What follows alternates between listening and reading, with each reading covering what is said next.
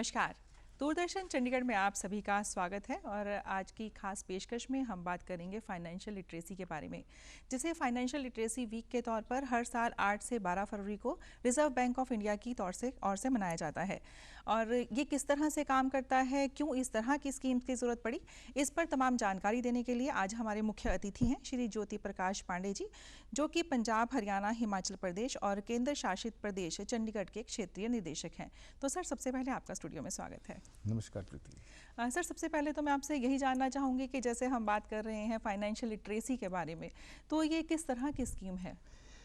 अगर एक शाब्दिक परिभाषा के अनुसार बताया जाए जी। तो हम ये कह सकते हैं कि वित्तीय लाभ के लिए धन का प्रबंधन करने के लिए जो कौशल और ज्ञान की ज़रूरत है, जी। अगर किसी व्यक्ति में अगर ये क्षमता हो जाए तो संभवतः वो वित्तीय साक्षर है। जी। और एक आम तौर पर अगर ये बताई जाए तो अगर किसी एक व्यक्ति को वित्तीय संस्थाओं से किस तरीके की प्रोडक्ट्स और सर्विसेज मिलती हैं, जी। और किस तरीके की अच्छी सही फाइनेंशियल प्रैक्टिसेस करनी चाहिए, और कंज्यूमर को किस तरीके के अधिकार प्राप्त हैं ताकि उसकी सुरक्षा बैंकिंग या वित्तीय काम करने में उसको हासिल है रेगुलेटर के द्वारा, या डिजिटल बैंकिंग कैसे करी जाए, अगर इसका ज्ञान पर्याप्त है तो संभवतः वह व्यक्ति वित्तीय साक्षर है। जी। तो सर, इस तरह के जो अगर हम फाइनेंशियल लिटरेसी की बात करें तो इस तरह कैसा कि 2016 से शायद इस तरह की स्कीम जो है शुरू की गई है, तो क्यों ज़रूरत पड़ी इस तरह का कार्यक्रम शुरू करने की? ऐसा है कि वित्तीय साक्षरता किसी कन्वेंशनल साक्षरता से अलग है। जी। इसमें अच्छे खासे पढ़े लिखे लोग, थोड़े कम पढ़े लिखे लोग, सभी को जो वित्तीय मामलों में जो जिस तरीके के समस्याएं या किस तरीके से कार्य को करना चाहिए उसकी जानकारी सभी के पास नहीं होती है। और भारत एक ऐसा विशाल देश है जहाँ पे 125 करोड़ से ज़्यादा लोग रहते हैं, जो अलग अलग प्रांत, अलग अलग भाषा, अलग अलग कार्य, अलग अलग उनकी एजुकेशन लेवल्स है। जी। तो ये बहुत ज़रूरी हो जाता है कि उनको अपनी वित्तीय समस्याओं का समाधान और वित्तीय कार्य किस तरीके से करना चाहिए जानना चाहिए। तो रिजर्व बैंक ऑफ इंडिया ने हर साल ये निर्णय लिया कि एक सप्ताह हम साल में इस बार हर साल ढूंढेंगे जिसमें हम एक वित्तीय साक्षरता दिवस के रूप में मनाएंगे, सप्ताह के रूप में मनाएंगे। जी। और अलग अलग थीम से मनाएंगे। जैसे इस साल credit discipline and credit from formal institutions है। जी। 3 थीम्स इसमें इस बार रखी हाँ जी, इसमें इसके 3 पायदान हैं, जिसे बहुत सरलता से बोला जाए कि आप जिम्मेवार बनिए, समझदार बनिए और चतुर भी बनिए। तो जिम्मेवार, समझदार और चतुर बनना ये बहुत ही सरल तरीके से उसको समझ सकते हैं, और उसको थोड़ा अगर कॉम्प्लिकेट करके और थोड़ी से परिभाषित करके बोलें तो आप समय पे जो ऋण लिए हैं उसको आप समय पे दें ताकि आपका क्रेडिट स्कोर अच्छा रहे, अच्छा बना रहे। और जब भी आप किसी तरीके की वित्तीय सहायता लें, ऋण लें, तो किसी अधिकृत, लाइसेंस्ड और जो संभवतः औपचारिक क्षेत्र की जो संस्थाएं होती हैं उनसे लें, और उतना ही ऋण लें जितनी ज़रूरत है, और जिसको आप वापस कर सकें इतनी क्षमता है। तो ये थीम है जिसको अंग्रेजी में हम बोल सकते हैं कि timely repayment and credit score, borrowing from financial institutions and responsible borrowing. Sir, जहाँ तक जैसा कि मैं पूछना चाहूँगी कि अगर हम फाइनेंशियल क्षमता की बात करें तो वो शायद एक अलग चीज़ है, लेकिन उसको दूसरी तरह से समझना, तो उस पर आप क्या कहेंगे? फाइनेंशियल क्षमता की बात कर रहे हैं जी। देखिए, ऐसा है कि अगर हम बाजार में जाएं तो अनगिनत लोग हैं, अनगिनत अधिकृत अनधिकृत लोग हैं पर्याप्त मात्रा में जिनके पास पूंजी बहुत है। जी। और सिर्फ पैसे के आकर्षण में जाकर उस समय हमें लगता है कि अगर एक की जगह 10 रुपए मिल रहे हैं तो हम ले लें। जी। लेकिन 2-3 चीजें हमें जानना जरूरी है। अगर कोई हमें पैसे दे रहा है तो किस दर पे दे रहा है, वो दर औपचारिक तौर पे सही है या गलत है, इसकी जिम्मेवारी उस संस्था के पास है कि नहीं। जी। दूसरे ये है कि अगर वो दर मुझे वो ऋण दे रहा है तो क्यों दे रहा है और उसकी वसूली कैसे करेगा जी। और अगर किसी गलत तरीके से वो वसूली हो रहा है तो मेरे पास सुरक्षा क्या है। क्योंकि ये जो ऋण लेने वाला है जी, उसके पास उस तरीके की संस्था से लड़ने की क्षमता नहीं है, तो ऐसे अधिकृत संस्थाओं से अगर ऋण लेने से फायदा ये रहता है कि ये अधिकृत संस्थाएं जो लाइसेंस रहती हैं रिजर्व बैंक ऑफ इंडिया की निगरानी के अंतर्गत रहती हैं, तो रेट ऑफ इंटरेस्ट, किस तरीके के ऋण दिए जा रहे हैं, किस प्रयोजन के लिए दिए जा रहे हैं, इन सब पर निगरानी। तो सर इस पर आरबीआई किस तरह से काम करता है, किस किस तरह से उसका रोल रहता है इसमें? तो रिजर्व बैंक ऑफ इंडिया अलग अलग श्रेणी के अलग अलग नियम बना के रखे हैं कि अगर एमएसएमई को लोन देना है, अगर या कृषि क्षेत्र में लोन देना है या किसी भी चीज़ों के लिए लोन देना है, तो इसके लिए अलग अलग कैटेगरी के नियमावली बनाई गई है। जी। दूसरी बात यह है कि जब वो उस नियमावली के अंतर्गत बैंक अपने आंतरिक पॉलिसी के अंतर्गत ऋण देता है, फैसला लेता है, तो जब वो ऋण की प्राप्ति होती है तो उस प्राप्ति के पहले ये फैसला हो जाता है ऋणदाता और जो ऋण लेने वाला है कि किस दर पे दिया जाएगा जी। और क्या ईएमआई भरी जाएगी और कितने समय तक दिया जाएगा जी। तो ये सारी चीज़ों की एस्टैब्लिशमेंट पहले हो जाती है और उसके बाद आपको आपकी क्षमता के अनुसार इसका निर्धारण किया जाता है और समय समय पे आप उसको पैसे देते हैं। तो यहाँ पे अहम बहुत हो जाता है कि आप जो जानकारी दें सही जानकारी दें ताकि आपका आंकलन सही हो और आपकी क्षमता सही आंकी जाए। क्षमता अगर सही आंकी जाएगी तो आपकी रीपेइंग कैपेसिटी भी उतनी मेंटेन रहेगी। साथ ही साथ अगर आपके साथ कोई वित्तीय संकट है, कोई दिक्कत आती है, तो ये बहुत ही अच्छा होता है कि जो ऋण लेने वाला है अपनी समस्याओं से ऋण देने वाले को अवगत करा के रखे ताकि उसकी परेशानियों को वो समझ सके और दूर करने में पहल ले सके। जी सर, जैसे हम बात कर रहे हैं फाइनेंशियल लिटरेसी की ही हम बात कर रहे हैं, तो जीडीपी का बहुत ज़्यादा इस अप एंड डाउन की भी अगर हम बात करें तो क्या जो फाइनेंशियल लिटरेसी है इसका जीडीपी में कोई रोल रहता है? मैं इसके लिए इतना सक्षम तो नहीं कि जीडीपी पर इतना बता सकता हूँ कि अगर बैंकिंग के क्षेत्र में उसकी कवरेज अगर अधिकतर से अधिकतर लोग हो जाएं, छोटे से छोटे लोग भी अगर बैंकिंग के अंतर्गत आ जाएं, तो वो औपचारिक क्षेत्र के अंतर्गत आएंगे ऋण लेने के लिए। अनौपचारिक क्षेत्र जो सूदखोर या जो उसूरियत रेट ऑफ इंटरेस्ट चार्ज करने वाले लोगों से वो बचे रहेंगे जी। और क्या होगा कि ये जो हमारी जो national strategy for financial education से अगर आप अवगत होंगी प्रीति जी, तो उसमें ये बताया गया है कि अलग अलग पहलू हैं कि व्यक्ति को फाइनेंशियल इंक्लूसिव समावेश तो होना जरूरी है जी। समावेश होने के लिए उसको जागरूक होना जरूरी है और जागरूक होने के लिए उसको शिक्षित होना जरूरी है, वित्तीय शिक्षिता। लेकिन अगर मुझे वित्तीय जागरूकता है, हमारे पास साक्षरता है, लेकिन मेरे पास कोई स्किल नहीं है, कला नहीं है, तो हमारी ट्रेनिंग करनी भी ज़रूरत है कि उस वित्त का हम क्या करेंगे। बिल्कुल। तो जब अगर ये चीज़ अगर हमें ये मालूम पड़ जाए कि मैं इस कार्य को करने में निपुण हूँ तो मुझे पर्याप्त मात्रा में ऋण लेने में सहयोग मिलेगा। लेकिन अगर किसी कारणवश मेरे को किसी वित्तीय संस्था से अगर दिक्कत हो जाती है तो मुझे मालूम होना चाहिए कि मेरे अधिकार क्या हैं, तो उस अधिकार के प्रति भी हमें जागरूक होना चाहिए। और जब अधिकार के प्रति अगर हम जागरूक रहेंगे तो मेरी शिकायत का निष्पादन किस तरीके से होता है, किन किन विभागों से होता है या किस जगह जाना चाहिए कंज्यूमर के प्रोटेक्शन के लिए, ये भी एक बहुत अहम कड़ी हो जाती है।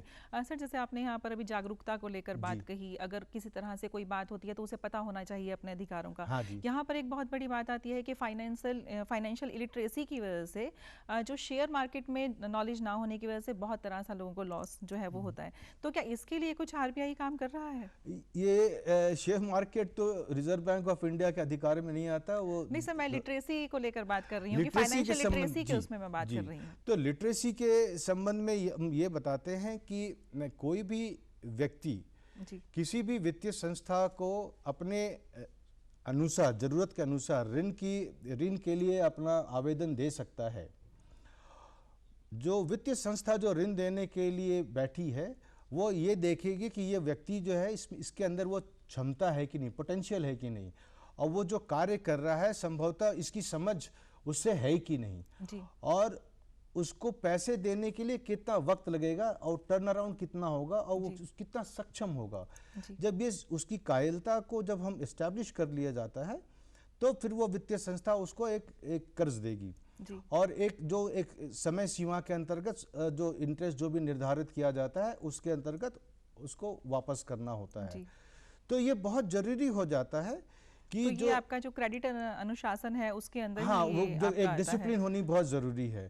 तो ये जो पूरी की पूरी जो वित्तीय साक्षरता वीक जो हम मनाते हैं उसमें हम ये बताना चाहते हैं कि आप नंबर 1 कि अगर आपको ऋण की जरूरत है तो आप किसी भी औपचारिक अधिकृत जो वित्तीय संस्था है उसके पास ही जाइए, क्योंकि ये जो संस्थाएं होती हैं रेगुलेटेड होती हैं, ये भारतीय रिजर्व बैंक ऑफ इंडिया के द्वारा अनुशासित करी जाती हैं या रेगुलेट करी जाती हैं। दूसरे है कि अगर वहाँ पे जो रेट ऑफ इंटरेस्ट मिलेगा वो उसूरियस नहीं होगा, उन्हें ज़रूरत से ज़्यादा जो होता है, जैसे कि रोज़ के हिसाब से बहुत से लोग सुनते हैं कि 5-10% के। तो सर इसकी पूरी तरह से कोई लिस्ट बनाई गई है जिसमें आपने बार बार अभी ये बात कही है कि उन्हें बताया जाता है कि आप यहाँ से ऋण लीजिए या यहाँ पर आपको इतना जो है फ़ायदा हो गया या आप चीटिंग से बच सकते हैं, तो अवेयरनेस में कुछ इस तरह की लिस्ट हम उनको यही बताना चाहते हैं जब हम वित्तीय साक्षरता सप्ताह जब अगले सप्ताह से मनाना शुरू कर रहे हैं तो हमारे जो LDOs हैं वो पंजाब, हरियाणा और चंडीगढ़, तो 45 डिस्ट्रिक्ट्स होती हैं। 45 डिस्ट्रिक्ट्स में बैंकों के सहयोग से लोगों से बात करेंगे, वार्तालाप करेंगे और उनको जागरूक करेंगे कि आपको बैंकों के द्वारा किस तरीके की सेवाएं मिलती हैं और उन सेवाओं का आप लाभ किस तरीके से उठा सकते हैं। और अगर अगर वो सेवा लाभ लेते हैं, ऋण लेते हैं, तो एक डिसिप्लिन के अंतर्गत फॉलो करें। ऐसा नहीं है कि 12 महीने को हमें EMI देना है तो 10 महीने जब रेगुलर दिया तो 11वें 12वें महीने थोड़े ढीले पड़ गए। तो डिसिप्लिन की बहुत ज़रूरत है और हम इस पे जोर देते हैं कि आप जब भी ऋण लेने की कोशिश करें तो एक फॉर्मल इंस्टीट्यूशन से लें। फॉर्मल इंस्टीट्यूशन जनरली हम एक बैंक जो रिजर्व बैंक ऑफ इंडिया के द्वारा लाइसेंसित रहता है या कोई एक ऐसी वित्तीय संस्था जिसको RBI लाइसेंस देती है या उस पर निगरानी रखती है और जिसको समय समय पे हम उनसे पूछते रहते हैं उनकी वित्तीय हालत के बारे में और ऋणों के बारे में। सर इसमें बात होती है क्रेडिट स्कोर की और सिबिल स्कोर की, तो ये किस तरह से मायने रखता है? अभी जो ये अगर एक आम तौर पे एक जानकारी के तौर पे बता रहे हैं तो इसमें तीन मापदंड होते हैं। अगर आपका क्रेडिट स्कोर 750 से ऊपर है तो इसका मतलब ये होता है कि आपकी क्रेडिट स्कोर बहुत ही उत्तीर्ण अच्छी है और किसी भी वित्तीय संस्था को आपको ऋण देने में कोई भी परहेज नहीं होगा। ये स्कोर बनता कैसे है? ये स्कोर अनगिनत पैरामीटर्स के साथ बनता है। जैसे अगर आपके पास क्रेडिट कार्ड है तो अगर आपने क्रेडिट कार्ड की पेमेंट टाइम पे किया कि नहीं किया, या पुराने कोई ऋण लिए थे उसमें आपने समय से दिया या थोड़ा आगे पीछे होते रहे, या किसी भी तरीके की वित्तीय ट्रांजैक्शन या इनकम टैक्स की रिटर्न या किसी भी तरीके की जो वित्तीय संबंधित जो जानकारी जो भी प्राप्त करती है ये सिबिल और इसके अलावा 3 और संस्थाएं हैं, तो उसके अलग अलग पैमाने हैं, उस पर नंबर्स दिए जाते हैं और उनका समावेश करके एक स्कोर खड़ा करा जाता है और हर बोरोवर के लिए वो स्कोर रहता है। और अगर आपका उत्तीर्ण स्कोर है तो आप बैंक के अच्छे बुक्स में आते हैं और हम चाहते हैं कि सभी लोग बैंक से अच्छे बुक में आए, क्योंकि अगर आप अच्छा ऋण लेंगे तो अच्छा व्यापार करेंगे, अच्छा बिजनेस करेंगे, अच्छी आमदनी होगी, हम सबकी आमदनी बढ़ेगी। तो कलेक्टिव वे में देखेंगे तो लोगों की आमदनी बढ़ेगी, समाज की आमदनी बढ़ेगी और संभवतः ये एक अर्थव्यवस्था के सुधार में इसका एक अच्छा सहयोग होगा। जी सर, यहाँ पर साहब बार बार बात अभी लोन को लेकर हो रही है, ऋण को लेकर हो रही है, तो अगर हम बात करें तो मार्केट में बहुत सारे विकल्प लोन के उपलब्ध रहते हैं, तो ये कैसे एक कस्टमर को या आम नागरिक को पता लगे कि हाँ कौन सा विकल्प बेहतर है? पहला अहम चीज़ जो किसी भी आम नागरिक को देखना चाहिए कि जिस संस्था या जिस व्यक्ति से वो ऋण लेने की कोशिश कर रहा है वो अधिकृत है और वो भारतीय रिजर्व बैंक ऑफ इंडिया के द्वारा लाइसेंस्ड है, क्योंकि किसी भी वित्तीय संस्था जो लोन देने के लिए कायल है, एलिजिबल है, उसको Reserve Bank of India licence देती है। बैंकिंग एक्टिविटी, बैंकिंग लाइसेंस देने का अधिकार रिजर्व बैंक ऑफ इंडिया को ही है, जो इस देश का सेंट्रल बैंक है और जो बैंकों को रेगुलेट भी और सुपरवाइज भी करता है। और वो साथ ही साथ बहुत सारे गैर बैंकिंग संस्थाएं हैं, एनबीएफसी, जो जिनकी licence Reserve Bank of India देता है और उसकी भी निगरानी भारतीय रिजर्व बैंक ऑफ इंडिया करता है। जी, तो सर जो प्राइवेट केयर है उसको किस तरह से आरबीआई रेगुलेट करता है कि जो आम आदमी है उसके साथ चीटिंग किसी तरह की ना हो? हाँ, तो अगर मान लीजिए कि ऐसा नहीं है कि परेशानी अधिकृत बैंक हैं, जो लाइसेंस बैंक हैं, उसके साथ नहीं होती है, ये हो सकती है। तो इसके लिए अगर अब बहुत बार ऐसा होता है कि एक ऋण लेने वाले को बहुत किसी प्रोसेस से शायद आपत्ति हो या समझ में ना आया हो और उसे लगे कि शायद उसके साथ गलत हो रहा है। बहुत बार ऐसा कहा जाता है कि जिस तरह की जितना मूल लिया था उससे ज्यादा तो हम ब्याज चुका चुके हैं, लेकिन वो अब तक पूरा नहीं हो रहा। अक्सर इस तरीके की समस्याएं आती हैं। तो अगर किसी भी ग्राहक को किसी भी तरीके की परेशानी या कुछ शिकायत का निष्पादन करना हो तो हमारे यहाँ अलग अलग इसके डिपार्टमेंट्स हैं, विभाग हैं जो इनको देखते हैं। चंडीगढ़ क्षेत्रीय कार्यालय में customer education and protection cell है, CEPC है। आप अपने अगर किसी बैंक या किसी भी संस्था के साथ अगर आपको समस्या है उनके व्यवहार पे, आप वहाँ शिकायत कर सकते हैं। और अगर इस तरीके की शिकायत है कि पैसे ज़्यादा ले लिए या कुछ गलत किया, बैंकिंग के वित्तीय डिडक्शन कई बार ज़्यादा कर दिए, कम कर दिए, तो इस तरीके की अपील आप बैंकिंग ओम्बड्समैन हैं जो चंडीगढ़ कार्यालय में ही बैठते हैं, आप उनके पास अपील कर सकते हैं और फिर वो फैसला लेते हैं दोनों पक्षों के विचार सुनकर। तो ये दो customer education and protection cell जो है चंडीगढ़ क्षेत्रीय कार्यालय में और बैंकिंग ओम्बड्समैन, ये दोनों सक्षम हैं इस तरीके के फैसले लेने के लिए।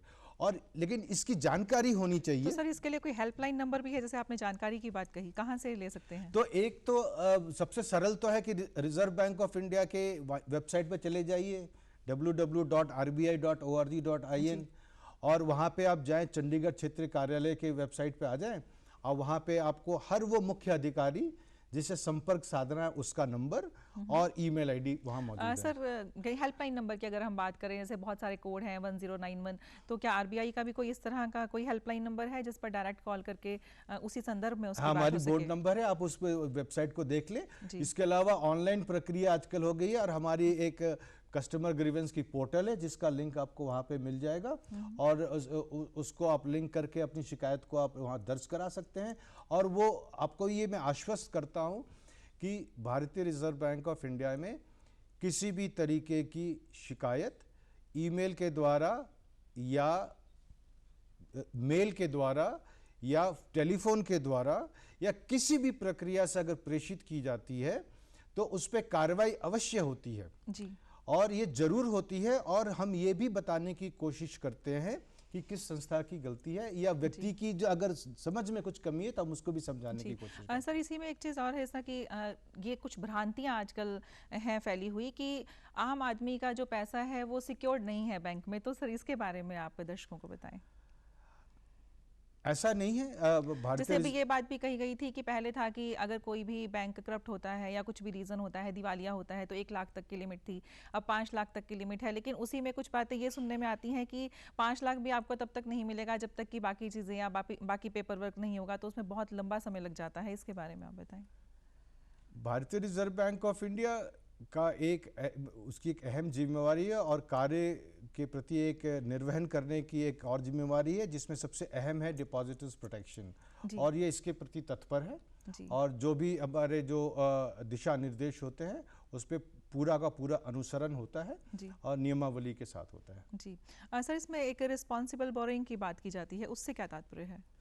रिस्पॉन्सिबल बोरोइंग का मतलब ये है कि हम अगर कोई भी ऋण लेते हैं तो पूरे जिम्मेवारी के साथ लें और इस आस्था के साथ लें कि इसको हम किसी कार्य के लिए लगा रहे हैं। जैसे कि मान लीजिए कि अगर मैंने एक ऋण लिया पशु खरीदने के लिए, गाय खरीदने के लिए, संभवतः मैं उससे व्यापार करूंगा, वो गाय अगर दूध देती है उस दूध को बेचूंगा, उससे पैसे कमाऊंगा, उससे अपनी आजीविका निभाऊंगा। लेकिन अगर उस पैसे को अगर हमने गाय ना खरीद के मोटरसाइकिल खरीद ली तो ये डाइवर्शन ऑफ फंड हो गया। लेकिन अब ऐसा है कि जब आप ऋण ले रहे हैं तो बड़े साक्षरता और ईमानदारी के साथ बताएं कि किस लिए ले रहे हैं जी। तो ऐसा नहीं है कि लोगों को मोटरसाइकिल की लोन की जरूरत नहीं है जी। लेकिन ये दो अलग अलग पर्पस हैं। तो हो सकता है कि उस व्यक्ति को दूध बेचने के लिए मोटरसाइकिल की जरूरत हो, तो संभवतः ये दर्शाए वित्तीय संस्था को कि मुझे एक गाड़ी चाहिए संभव इससे ताकि मैं अपने बिजनेस को बढ़ा सकूं, सुचारू रूप से चला सकूं। तो कहने का मतलब ये है हम जिम्मेवारी के साथ उस ऋण को लें और ताकि उसको जिम्मेवारी के साथ वापस भी करें जी।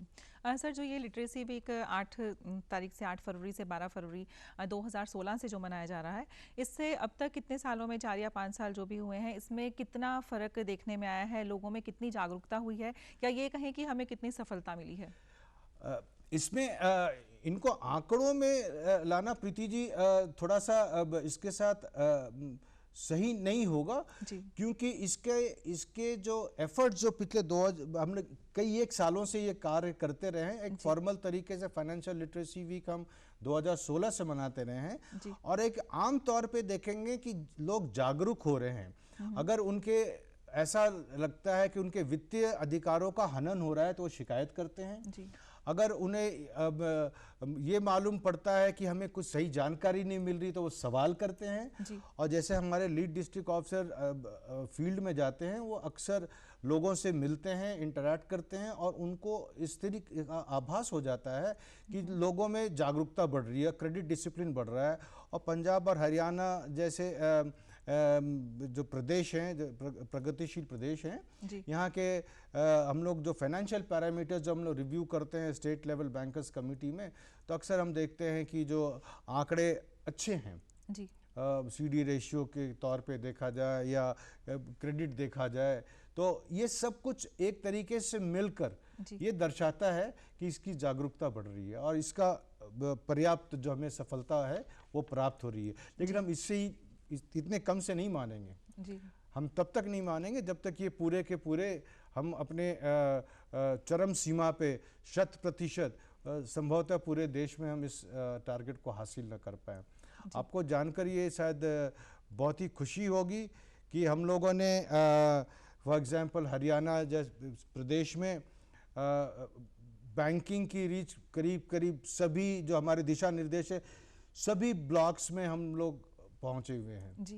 बैंकिंग की पहुंच वहां तक पहुंची है। तो BC के द्वारा, बैंक ब्रांचेस के द्वारा, किसी भी एजेंसी के द्वारा बैंकिंग की आउटरीच हम करीब सभी जगह पहुंचे हुए हैं। तो ये हम सारे देश में चाहते हैं कि ऐसा हो जाए जी। सर, कोई मैसेज जो आप जाते जाते हमारे दर्शकों को, जनता को देना चाहें? मैं ये बताना चाहता हूँ कि भारतीय रिजर्व बैंक ऑफ इंडिया हम ग्राहकों के लिए हैं जी, आम आदमी के लिए हैं, देश के आर्थिक विकास के लिए हैं। और ये आर्थिक विकास तब तक नहीं हो सकता जब तक हर एक व्यक्ति, हर एक वो आखिरी व्यक्ति जहां तक हम वित्तीय संस्थाएं हमारी पहुंच न कर पाए जी। जब तक वो होगा नहीं तब तक हम शांत बैठेंगे नहीं जी। तो ये बहुत ही महत्वपूर्ण जानकारी है जो हमें यहाँ पर आज सर ने उपलब्ध करवाई है। आप इस हमारे कार्यक्रम को YouTube पर भी देख सकते हैं और आपको किसी भी तरह, क्योंकि RBI जो है अगर 8 फरवरी से 12 फरवरी को फाइनेंशियल लिटरेसी वीक के तौर पर तो मनाता ही है, लेकिन उसके अलावा बहुत तरह की भूमिकाएं निभाता है, क्योंकि हर इंसान के लिए एक पैसा ज़रूरी भी है और उसकी एक गाढ़ी कमाई भी है। तो अगर आपको किसी भी तरह की कोई मिथ्या धारणा है, कोई भी मिथ फैले हैं या आपके साथ किसी भी तरह का कोई भी फ्रॉड होता है तो आप सीधे रिजर्व बैंक से संपर्क करें। जो भी आपको जानकारी है आप उनसे लें। जैसा सर ने बताया कि उनके हेल्पलाइन नंबर भी हैं, तो आप उन पर भी जाकर उसके बारे में जानकारी ले सकते हैं। तो हमें उम्मीद है कि ये जो कार्यक्रम है इससे आपको सहायता मिलेगी और आप भविष्य में किसी भी तरह के फ्रॉड से और किसी भी तरह की गलतफहमी से आप बचेंगे। तो सर, आप आज यहाँ पर आए और आपने इतनी महत्वपूर्ण जानकारी हमारे दर्शकों को दी, उसके लिए बहुत बहुत धन्यवाद। आज के लिए इतना ही, हमें दीजिए इजाजत। नमस्कार।